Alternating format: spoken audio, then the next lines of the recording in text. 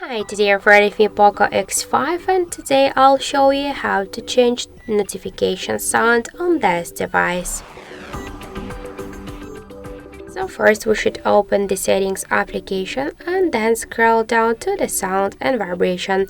Here you'll see notifications section, just tap on it and then you'll see the ringtones. You can use the online ringtones if you want, but if you want to use the just from here, but if you want to use the default notification sounds, you should switch ringtones to profile, tap to ringtones, and just to set one from this available sound. For example, the crystal one, just tap to apply, click to OK.